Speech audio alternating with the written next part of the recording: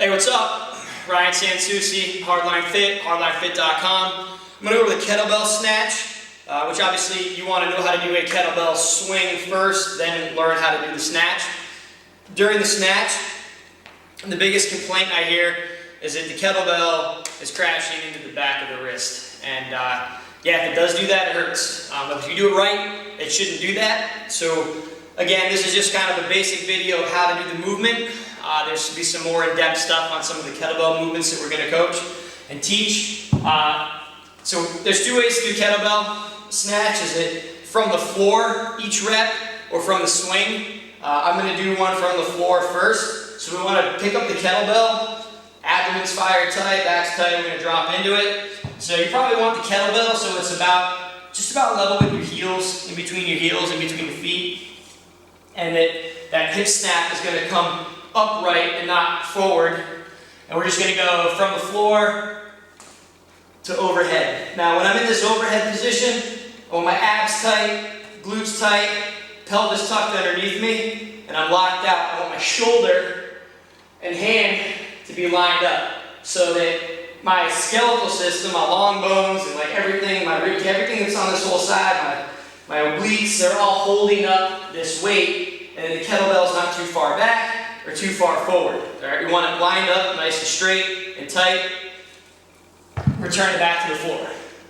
So we would repeat that in repetitions. Boom, back down, boom, back down. All right. So for the swing, you're going to want to pick the kettlebell up, most likely, and then start your first swing. So from the swing, we're going to go to here. Now there's two ways. We want to kind of point our thumb back when we lock the kettlebell out and have it in that locked out position. Thumb back, or at least pointed in this sort of direction. This is your shoulder's most neutral, strong position to be here versus turning it out. When you open up that joint, it gets weaker.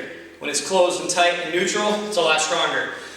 So whenever you're pressing the kettlebell, snatching the kettlebell, always try to be in that locked out position and not having to rotate it out. So those are some tips that you can do to make the snatch better. When you're swinging the kettlebell in a snatch, what you want to do to make sure it doesn't crash into the back of the wrist, as you're hip driving up and you're bringing the kettlebell to here, or if you're swinging it out to here, however you bring it, I think to keep it closer to your body is a little better.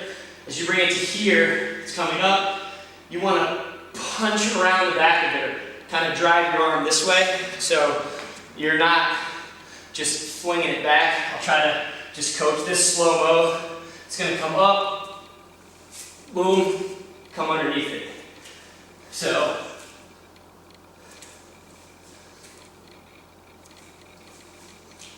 I'm trying to exaggerate it a little bit.